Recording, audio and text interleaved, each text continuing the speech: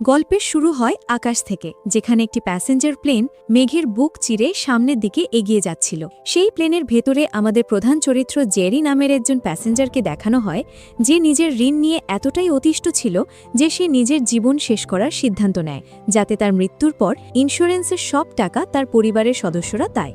কিন্তু তখনই হঠাৎ আবহাওয়া খারাপ হতে শুরু করে। কালো মেঘ প্লেনটিকে চার দিক থেকে ঘিরে ফেলে। এর মাঝেই হঠাৎ একটা বজ্রপাত এসে সরাসরি প্লেনের ইঞ্জিনের ওপর গিয়ে পড়ে, যার কারণে ইঞ্জিনটি বিস্ফোরিত হয়ে আকাশেই প্লেনটি দুই টুকরো হয়ে যায়। আর প্লেনটির সামনের অংশটি সোজা একটি নির্জন ও রহস্যময় দ্বীপে গিয়ে আছড়ে পড়ে। তাদের বিন্দুমাত্রও ধারণা ছিল না যে এই নির্জন ও রহস্যময় দ্বীপে কী ধরনের বিপদের সম্মুখীন হতে হবে। তখনই ধ্বংসাবশেষের মাঝে আটকে থাকা ক্যাপ্টেন, যার অবস্থা নিচে পড়ে যাওয়ার কারণে খুব খারাপ হয়ে গিয়েছিল, তার জ্ঞান ফিরে আসে। তখন সে সঙ্গে সঙ্গে পাইলটকে রেডিওর মাধ্যমে সাহায্যের জন্য সিগন্যাল পাঠাতে বলে। পাইলটও তখন আর সময় নষ্ট না করে উঠে রেডিও খুঁজতে লাগলো। রেডিও খুঁজতে খুঁজতে হঠাৎ সে নিজের পায়ের কাছে কোনো কিছুর শব্দ অনুভব করল, যেন কোনো একটা জিনিস তার পায়ে আঠার মতো টান দিচ্ছিল। সে তখন সঙ্গে সঙ্গে নিচে তাকালো, আর পরের মুহূর্তেই তার বুকটা ভয়ে কেঁপে উঠল, কারণ মাটিতে একটি বিশাল সাপের ফেলে যাওয়া তাজা চামড়া এবং তার আশেপাশে বিশাল সাইজের অনেকগুলো ভাঙা ডিম পড়েছিল। তখনই হঠাৎ পাইলট অনুভব করল গাছপালা নড়তে শুরু করেছে, যেন কোনো বড় বিপদ তার দিকেই এগিয়ে আসছে। ঠিক তখনই ঘন অন্ধকার থেকে বেরিয়ে এলো এক বিশাল বড় সাপ। সাপটি তখন সামনে পড়ে থাকা নিজের ভাঙা ডিমগুলো দেখল, যা দেখে তার চোখে তখন পরিষ্কার রাগ দেখা যাচ্ছিল। ডিমগুলোর এমন অবস্থা দেখে সে প্রচণ্ড রেগে গেল। পাইলটও তখন সাপটিকে দেখে এক জায়গায় স্থির হয়ে গেল, যেন তার পায়ের তলা থেকে মাটি সরে গেছে। সে কিছু বুঝে ওঠার আগেই সাপটি মুখ খুলে তাকে জ্যান্ত গিলে ফেলল। এরপর আমাদের পরের দিনের সকালের দৃশ্য দেখানো হয়, যেখানে প্লেনের দ্বিতীয় অংশটিও সেই রহস্যময় দ্বীপে গিয়ে পড়েছিল। সেখানে জেরির সঙ্গে আরও কয়েকজন লোকও ভাগ্যক্রমে বেঁচে গিয়েছিল। ঠিক তখনই জেরি তার সামনে একটি মেয়েকে দেখতে পায়, যার বন্ধু প্লেনের ধ্বংসাবশেষের একটি অংশে আটকে ছিল। মেয়েটি তখন তাকে বাইরে বের করার চেষ্টা করছিল। ঠিক সেই সময় হঠাৎ উপর থেকে বড় একটি লোহার অংশ তাদের ওপর পড়তে লাগছিল। জেরি দৌড়ে এসে সেই মেয়েটি ও তার বন্ধুকে বাঁচায়। এরপর যখন তারা সবাই প্লেনের ধ্বংসাবশেষ থেকে বের হয়, তখন সামনের দৃশ্য দেখে তাদের সবার তো গায়ের লোম খাড়া হয়ে যায়, কারণ যে দ্বীপে তারা এসে পড়েছে সেটি কোনো সাধারণ দ্বীপ ছিল না। এখানকার সব গাছপালাই ছিল অদ্ভুত ও ভয়াবহ, আর সেই লোকগুলোকে দেখেই সেগুলো যেন জীবন্ত হয়ে নড়াচড়া করতে শুরু করছিল, যা দেখে তারা সবাই সামনের বিপদ আঁচ করতে পেরে আর দেরি না করে সেখান থেকে বের হওয়ার সিদ্ধান্ত নেয়। তাই সেখানে বেঁচে থাকা সবাই রেস্কিউ টিমের কাছে সিগন্যাল পাঠানোর চেষ্টা করে, কিন্তু তাদের সেই চেষ্টা ব্যর্থ হয়, কারণ এই রহস্যময় জঙ্গলে সিগন্যালের কোনো নামগন্ধই ছিল না, যা দেখে সবাই তখন অনেক ঘাবড়ে যায়। এখন তারা সবাই মনে করতে থাকে তারা হয়তো আর বেঁচে ফিরতে পারবে না, তাদের মৃত্যু এখানে নিশ্চিত। ঠিক তখনই কাউদি নামের একজন লোক সামনে আসে এবং সবাইকে বলে যদি তারা সবাই এখানেই থাকে তাহলে কেউই বেঁচে ফিরতে পারবে না, কারণ এই বিশাল গাছপালা যে কোনো সময় তাদের মেরে ফেলতে পারে। তাই তাদের এখান থেকে বের হয়ে যে কোনো উপায় প্লেনের সামনের অংশটি খুঁজে বের করতে হবে, যাতে সেখান থেকে রেডিওর মাধ্যমে রেস্কিউ টিমকে সাহায্যের জন্য সিগন্যাল পাঠানো যায়। তখনই কাউদি ভাই খাওয়ার জন্য একটি ফল তুলে নেয়। যেই সে ফলটি খেতে যাবে, ঠিক তখনই হঠাৎ ফলটি বোমার মতো ফেটে যায়, আর ওই ফলের বিষাক্ত অ্যাসিড তার মুখে গিয়ে পড়ে, যার কারণে কাউদি ভাই সেখানেই মারা যায়। সেই লোকটিকে ছটপট করে মরতে দেখে তো সবাই তখন অনেক ভয় পেয়ে যায়। ঠিক সেই সময় একজন লোক তাদের সবাইকে সাহস দিয়ে বলে আমরা এখান থেকে বাইরে যেতে পারবো, কারণ দূরেই একটি পাহাড় দেখা যাচ্ছে এবং সেখান থেকে কালো ধোঁয়াও উঠতে দেখা যাচ্ছে। মনে হয় প্লেনের সামনের অংশটি সেই পাহাড়ের আশেপাশেই পড়ে আছে, তাই আমাদের যে কোনো উপায়ে সেখানে পৌঁছতে হবে, যাতে রেস্কিউ টিমকে সিগন্যাল দিতে পারি। এই কথা বলে যেই লোকটি সামনে এগিয়ে গেল, তখনই হঠাৎ উপর থেকে একটি রাক্ষসে গাছ তাকে নিজের ভেতরে জ্যান্ত গিলে ফেলে। এটা দেখে তো সবার আত্মা কেঁপে উঠল। সেই লোকটির হাড় ভাঙার আওয়াজ সবার কলিজার ভেতরটা যেন কাঁপিয়ে দিল, যা দেখে সবাই তখন বুঝতে পারছিল যে যদি তারা এখানে দাঁড়িয়ে থাকে তাহলে সেই রাক্ষসে গাছগুলো তাদের জ্যান্ত খেয়ে ফেলবে। আতঙ্ক এমন ছড়িয়ে পড়ে যে সবাই তখন নিজের প্রাণ বাঁচানোর জন্য অন্ধের মতো দৌড়াতে শুরু করে। এই হুড়োহুড়ির মধ্যে অনেক নিরীহ মানুষ সেই রাক্ষসে গাছগুলোর শিকার হতে লাগলো। একের পর এক সবাই সেই ভয়াবহ গাছগুলোর পেটে চলে যেতে লাগলো। এই দৌড়ঝাঁপের মাঝেই জেরি নিচে পড়ে যায়, আর তখনই সে তার সামনে সেই ইন্স্যুরেন্সের কাগজ পড়ে থাকতে দেখে। দেখে এর মাঝেই তার মৃত্যু চলে এসেছিল। এখন সে ভাবল যে সে এই রাক্ষসে গাছগুলো থেকে আর বাঁচতে পারবে না, তাই সে কোনো কিছু না ভেবেই সেই রাক্ষসে গাছগুলোর সামনে গিয়ে দাঁড়ায়। এরপর যখনই গাছটি তার ওপর আক্রমণ করবে ঠিক তখনই হঠাৎ একটা ছেলে বানরের মতো লাফ দিয়ে এসে তাকে সেই রাক্ষসে গাছ থেকে বাঁচায়। এরপর তারা দুজন দৌড়াতে লাগলো। কিছুক্ষণ পর তারা সবাই খুব কষ্টে সেই রাক্ষসে গাছগুলো থেকে বেঁচে একটি খালের কাছে গিয়ে পৌঁছায়। সেখানে একজন লোক বাকি আটকে পড়া লোকেদের বাঁচানোর জন্য সেই রাক্ষসে গাছের জঙ্গলের ভেতরে যাওয়ার কথা বলে, কিন্তু নিজের মৃত্যু থেকে বেঁচে ফিরে আসা লোকেরা এখন আর সেই জঙ্গলের ভেতরে যেতে রাজি হয় না। তারা জানত এবার যদি তারা সেই জঙ্গলের ভেতরে যায় তবে সেই রাক্ষসে গাছগুলো তাদের জ্যান্ত গিলে ফেলবে। এরই মাঝে একজন লোক তাদের সেই পাহাড়ের দিকে ইশারা করে বলে আমাদের যে কোনো উপায়ে দ্রুত সেখানে পৌঁছতেই হবে যাতে রেস্কিউ টিমের কাছে সিগন্যাল পাঠাতে পারি। তাই তারা আর দেরি না করে সবাই তখন সেই পাহাড়ের দিকে এগোতে থাকে, কারণ এখান থেকে বাঁচার জন্য এটাই ছিল তাদের কাছে শেষ সুযোগ। তাই জীবনের ঝুঁকি নিয়ে সবাই সেই রহস্যময় জঙ্গলের ভেতর নিজেদের গন্তব্যের দিকে বড় বড় পাহাড়ের মধ্য দিয়ে এগিয়ে যেতে থাকে। কিন্তু তাদের মোটেও ধারণা ছিল না যে কোনো এক রহস্যময় বিশাল বিপদ গভীরভাবে তাদের ওপর নজর রাখছিল। সবাই যখন সামনে এগোচ্ছিল এমন সময় পেছনে থাকা দুইজন লোক কোনো কিছুর সরসরানির শব্দ শুনতে পায়। একজন লোক যখনই পেছনে ঘুরে দেখল হঠাৎ কোনো একটা জিনিস উপর থেকে তার উপর হামলা করে তাকে এক নিমেষে গায়েব করে দিল। দ্বিতীয় লোকটি যখন তাকে সেখানে দেখতে পেল না তখন সে ঘাবড়ে দৌড়ে বাকি সঙ্গীদের কাছে গিয়ে সবকিছু বলতে থাকে, কিন্তু কেউই তার কথা বিশ্বাস করছিল না। এরই মাঝে একজন লোক বলতে লাগলো আমি জানি সেই লোকটি কোথায়, কিন্তু সে কিছু বলার আগেই হঠাৎ সেই জিনিসটি তার উপর ঝাঁপিয়ে পড়ে এবং তাকে টেনে নিয়ে সোজা নিজের পেটের ভেতর গিলে ফেলে। এখানেই আমরা জানতে পারি সবাই যে কারণে একের পর এক গায়েব হয়ে যাচ্ছিল, যেটা আসলে একটি বিশাল হাইব্রিড টিকটিকি ছিল, যেটা দেখে তো সবার গায়ে লোম খাড়া হয়ে যায়। এরপর যখনই সেই হাইব্রিড টিকটিকি তাদের উপর হামলা করতে যাবে তখনই তারা কোনোভাবে সেখান থেকে নিজেদের প্রাণ বাঁচিয়ে দৌড়ে পালাতে শুরু করে। কিন্তু এখন তারা একেবারেই ফেঁসে গিয়েছিল, কারণ পুরো এলাকাটাই ছিল সেই হাইব্রিড টিকটিকিদের।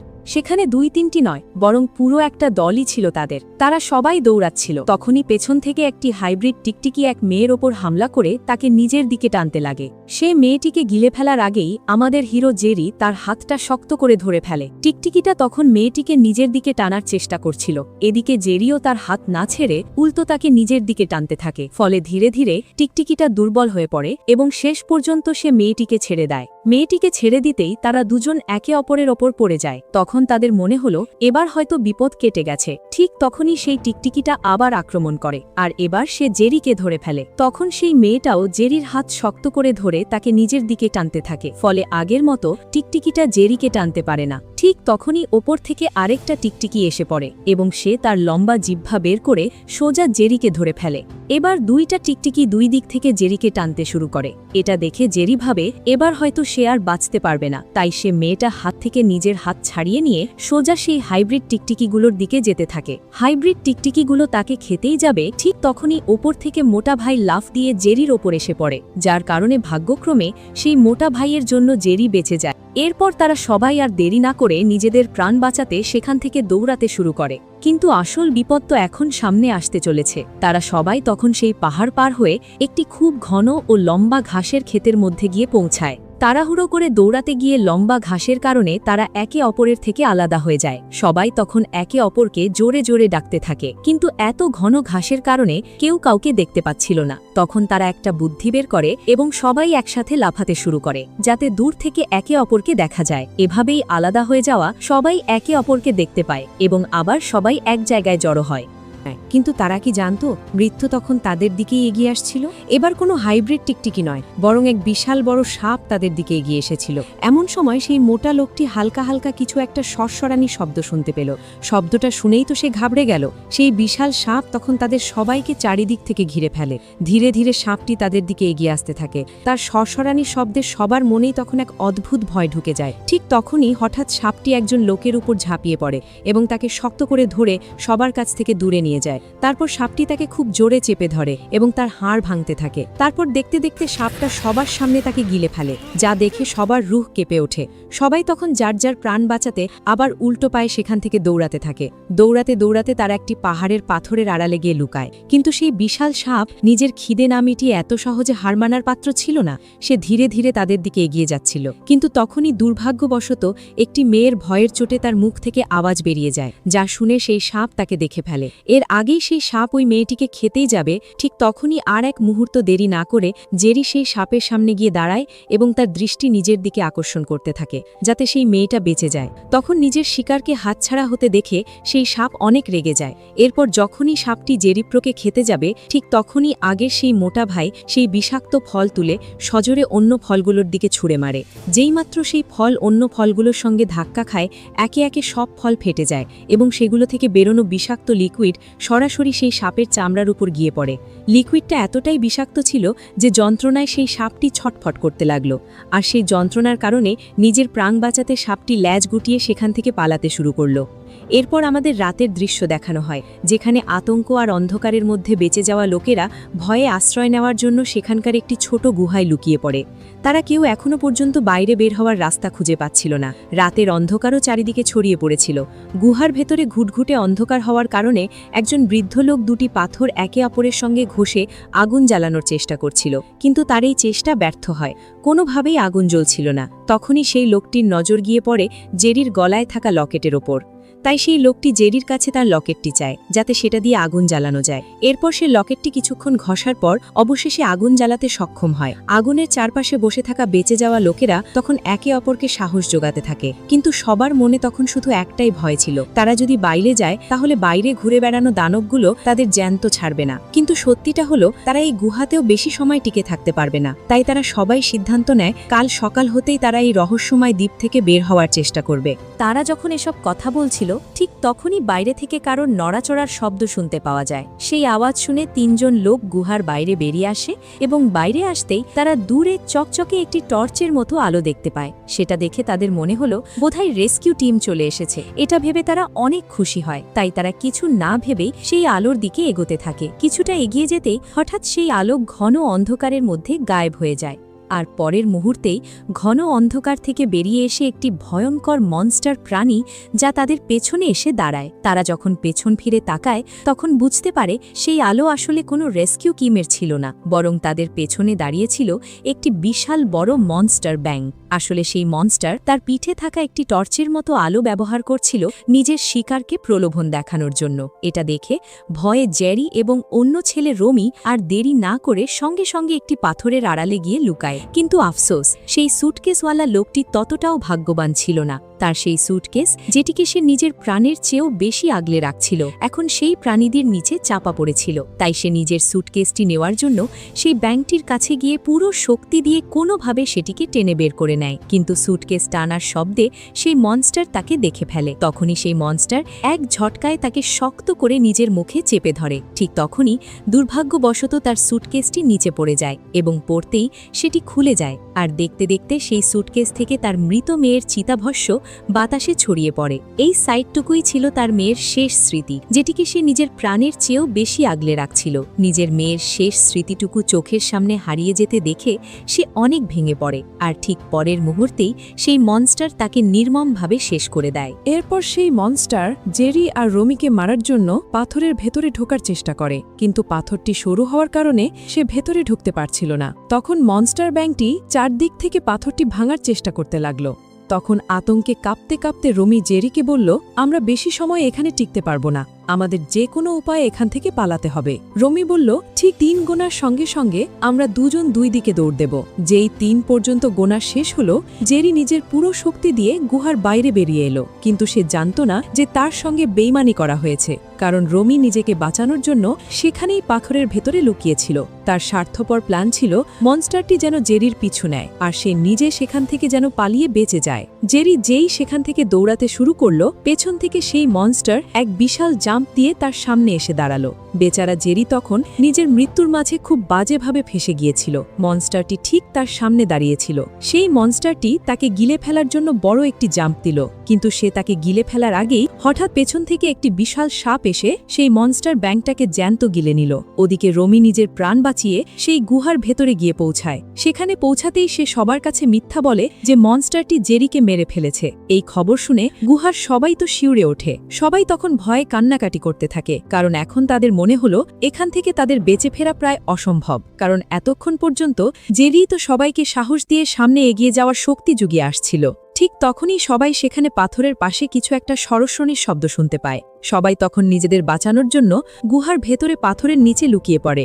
সবার নজর তখন বাইরে থেকে আসতে থাকা সেই আসন্ন বিপদের দিকে ছিল, কিন্তু ঠিক তখনই অন্ধকারের ভেতর থেকে জেরি সুস্থভাবে দৌড়ে সেখানে চলে আসে, আর তার হাতে ছিল সেই হতভাগা বাবার ভেঙে যাওয়া সুটকেসটি, যার ভেতরে ছিল তার মেয়ের শেষ স্মৃতিটুকু।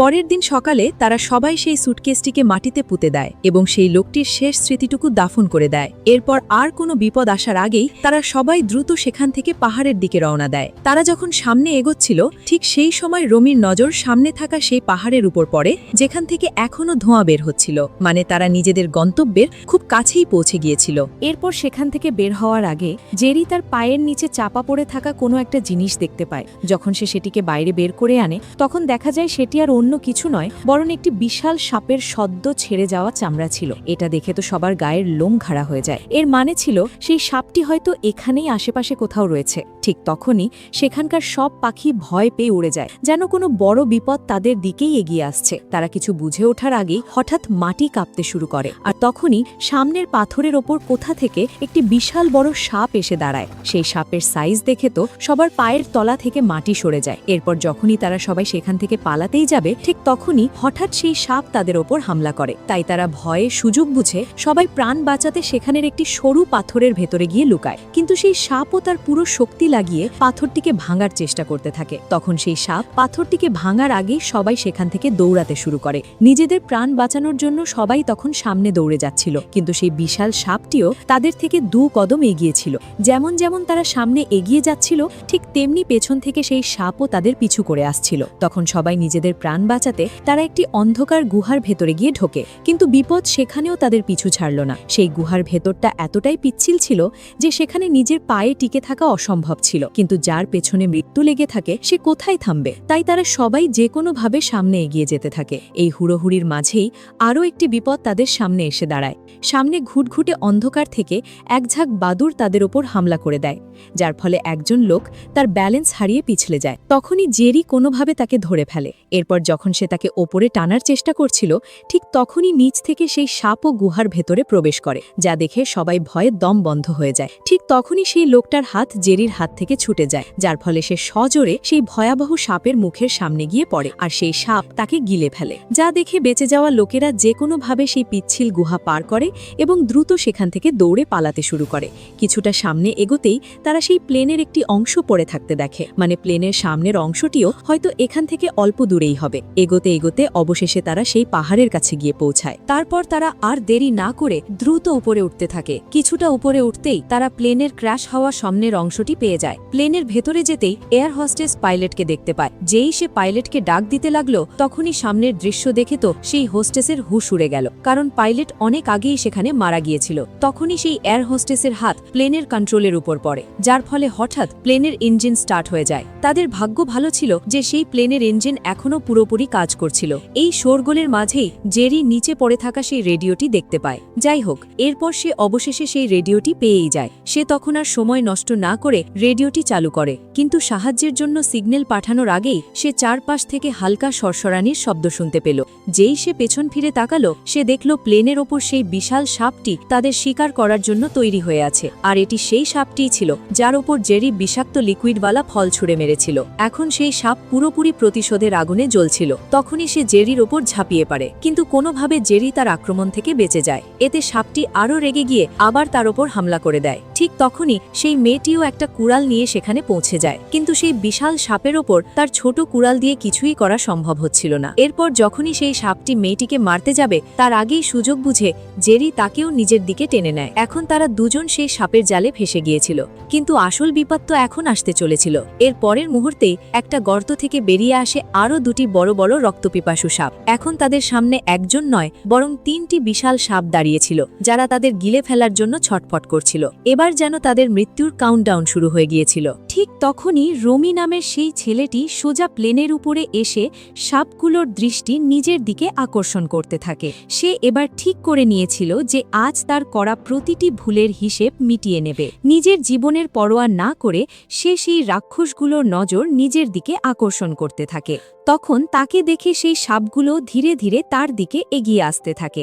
ঠিক তখনই সে চিৎকার করে এয়ার হোস্টেসকে বলল, ইঞ্জিন পুরো গতিতে স্টার্ট করো। সেই এয়ার হোস্টেস দ্রুত ইঞ্জিন স্টার্ট করে দিল, কিন্তু ইঞ্জিন স্টার্ট হতে একটু সময় লাগছিল। এমন সময় হঠাৎ একটি রাক্ষসের সাপ প্লেনের ভেতরের অংশে ঢুকে পড়ে এবং ঢুকেই এক মহিলাকে সে গিলে ফেলে। এরপর যখন সে এয়ার হোস্টেসের ওপর হামলা করতে যাবে, হঠাৎ সেই মোটা ভাই মাঝখানে চলে আসে, যার কারণে সাপটি এয়ার হোস্টেসের বদলে তাকে গিলে ফেলে। এদিকে ওপরে দাঁড়িয়ে রমি জোরে জোরে চিৎকার করে সেই সাপগুলোর নজর নিজের দিকে টানতে থাকে, যার কারণে সব সাপ ধীরে ধীরে তার দিকে এগিয়ে আসতে থাকে। এরপর যখন রমিকে সেই সাপগুলো খেতেই যাবে, ঠিক তখনই হঠাৎ প্লেনের ইঞ্জিন ফুল স্পিডে চালু হয়ে গেল, যার কারণে দেখতে দেখতে সব সাপ ইঞ্জিনের প্রবল হাওয়ায় ভেসে যেতে লাগলো। তখন সেই হাওয়ার চাপ সহ্য করতে না পেরে কয়েক সেকেন্ডের মধ্যেই সেই 3টি সাপ ইঞ্জিনের ব্লেডের মাঝে গিয়ে আটকে গেল। এদিকে যে এয়ার হোস্টেস ইঞ্জিন স্টার্ট করেছিল সেও তখন নিজের শেষ নিঃশ্বাস নিচ্ছিল, কারণ রমি যখন সেই সাপগুলোর নজর নিজের দিকে টেনেছিল তখনই একটি সাপ তাকে গুরুতরভাবে আক্রমণ করেছিল। কিন্তু শেষ মুহূর্তেও সেই এয়ার হোস্টেস তাদের সঙ্গ ছাড়েনি, যার ফলে তারা সবাই বেঁচে গেল, কিন্তু সে নিজে নিজের প্রাণ হারিয়ে ফেলল। এখন সেই রহস্যময় জায়গায় শুধু 3জন লোকই বেঁচে ছিল। তখন তাদের মনে হলো এবার হয়তো সব বিপদ কেটে গেছে, কিন্তু ভাই আসল ধ্বংসলীলা তো এখন শুরু হতে চলেছিল। তখনই হঠাৎ সেখানকার মাটি আবার কাঁপতে শুরু করে, আর ঠিক তখনই প্লেনের ধ্বংসাবশেষ চিরে সেই 3টি সাপের বাপ অ্যানাকন্ডা বাইরে বেরিয়ে আসে। সে এতটাই ভয়াবহ আর বিশাল ছিল যে পুরো দ্বীপটিও তার সামনে যেন একটি খেলনার মতো লাগছিল। তখন সে আর এক মুহূর্ত সময় নষ্ট না করে সেই বিশাল অ্যানাকন্ডা রমির ওপর ঝাঁপিয়ে পড়ে এবং এক ঝটকায় তাকে গিলে ফেলে, যেটা দেখে ভয়ে জেরি আর সেই মেয়েটি দ্রুত প্লেনের ভেতরে ঢুকতে থাকে। তখন সেই অ্যানাকন্ডাও পুরো প্লেনটিকে চারদিক থেকে ঘিরে ফেলে এবং তার বিশাল শরীর দিয়ে পুরো প্লেনটিকে আষ্টে পিষ্টে জড়িয়ে ধরে। এরপর সেটিকে কোনো শুকনো কাঠের মতো মুচকাতে মুচকাতে ভাঙতে শুরু করে। তার শক্তি এতটাই ছিল যে প্লেনটি ভেতর থেকে নড়বড়ে হয়ে যায় এবং ধীরে ধীরে ভাঙতে থাকে। ভেতরে তখন ওই দুজনই ভয়ে কাঁপছিল, কিন্তু তবুও তারা হার মানল না। তখন জেরি সামনে পড়ে থাকা একটি কুড়াল তুলে নেয় এবং প্লেনটিকে মাঝখান থেকে ভাঙতে শুরু করে। যেই প্লেনটি মাঝখান থেকে ভেঙে যায়, এরপর তারা দুজন সেখান থেকে বাইরে বেরিয়ে আসে। আর বাইরে আসতেই জেরির নজর পড়ে প্লেনের অয়েল ট্যাঙ্কের ওপর, যেটা তখন অনবরত লিক হচ্ছিল, আর সেই অয়েলেই ওই বিশাল সাপটির পুরো শরীর ভিজে যাচ্ছিল। এটা দেখে জেরির সেই লোকটির পুরনো ট্রিকের কথা মনে পড়ে যায়, তাই সে আর কোনো কিছু না ভেবেই একটি গুহার দিকে দৌড়াতে থাকে। রাগে পাগল সেই বিশাল রাক্ষসের সাপটিও তার পিছু নিতে থাকে। যখনই সেই সাপটি তার একদম কাছে চলে আসে, তখনই জেরি আর দেরি না করে তার গলায় থাকা সেই লকেটটি খুলে ফেলে এবং সেটিকে পাথরের ওপরে নিজের পুরো শক্তি দিয়ে ঘষতে শুরু করে। ঘষতে ঘষতে একসময় সেই লকেটে আগুন জ্বলে ওঠে। তখনই সে আর এক মুহূর্ত দেরি না করে আগুন ধরা সেই লকেটটি সোজা সাপটির দিকে ছুঁড়ে মারে। যেই লকেটটি সাপটির শরীরে গিয়ে ধাক্কা খায়, পরের মুহূর্তেই সেখানে এক ভয়াবহ বিস্ফোরণ ঘটে, আর দেখতে দেখতে আগুনে সেই রাক্ষসে সাপটি পুড়তে শুরু করে। আর কিছুক্ষণের মধ্যেই সেই দ্বীপের সবচেয়ে ভয়ঙ্কর সাপটি চিৎকার করতে করতে ছটফট করে সেখানেই মারা যায়। এরপর যখন সেই বিশাল সাপটি পুড়ে ছাই হয়ে যায়, তখন তারা দুজন স্বস্তির নিঃশ্বাস ফেলে। ঠিক তখনই জেরির হাতে থাকা রেডিও থেকে হালকা আওয়াজ ভেসে আসতে থাকে, যেটা ছিল রেস্কিউ টিমের আওয়াজ। মানে রেস্কিউ টিম অবশেষে তাদের লোকেশন ট্র্যাক করে ফেলেছে। রেস্কিউ টিমের আওয়াজ শুনে দুজনের মনে যেন স্বস্তি ফিরে আসে। আর এভাবেই এই মুভিটা শেষ হয়ে যায়।